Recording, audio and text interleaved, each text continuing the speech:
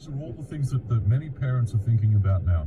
Look, my reasoning comes down to, let me just read an email here. This might clarify my position a bit from Jan, who's Jan from Colebrook. She's a regular listener. Good morning. She says, I'm not anti-vax either, but like you, my concern is for unknown side effects as to what technically has been a trial vaccination until recently. It's not been around long enough to see how effective it is. Most trials take years for approval of products for use on humans. That's true. We saw, and this is the point I wanted to make, we saw what happened to women in the 50s and into the 60s too with thalidomide, which showed negative impacts for up to 6 years after use, and has, of course, caused all sorts of horrible deformities, mainly to in children. The reason that resonated with me is my mother was pregnant with me in the early 60s, and she went to the doctor with morning sickness, and they recommended for her thalidomide, and she chose not to use it. She chose not to take it. She chose to put up with the inconvenience and the pain of morning sickness because she wasn't convinced at that time that it was a good thing to do in terms of the impact on her unborn baby. Nobody can tell. Nobody can say that this was absolutely safe. Subsequent to that, we absolutely determined that there was a link between the use of this morning sickness drug, thalidomide, and the aforementioned deformities that I was just talking about. So I'm hugely grateful to my mother, to Jan's point, for making the decision not to do that. Otherwise, we possibly wouldn't be sitting and having this conversation today. That's my point, is it should be up to the parents to make a decision.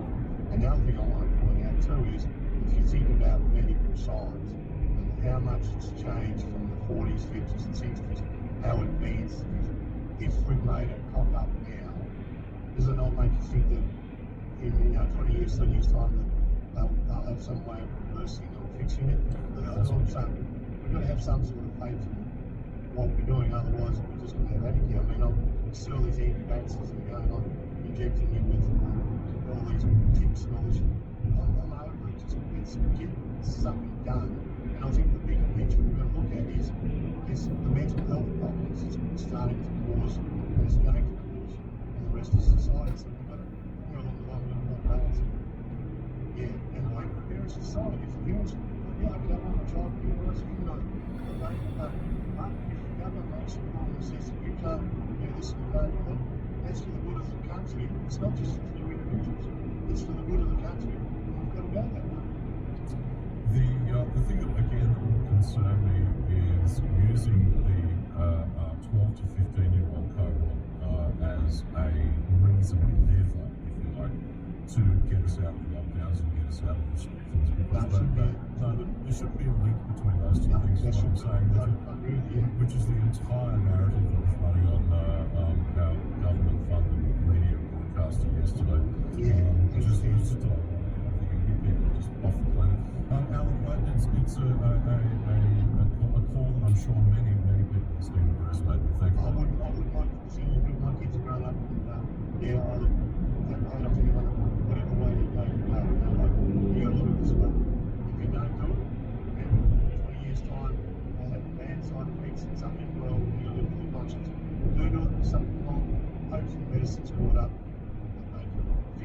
Yeah, there are some treatments available that seem to be fairly effective for people with long COVID symptoms, and it's reducing them, if not getting rid of them. So you're probably onto something there. It's just simply a question of whether the vaccine is more effective, or it is effective enough for 12 to 15-year-olds for them to warrant taking them. There's just not the evidence there for that at the moment. If there is, I'll happily change my mind. I agree with you 100%.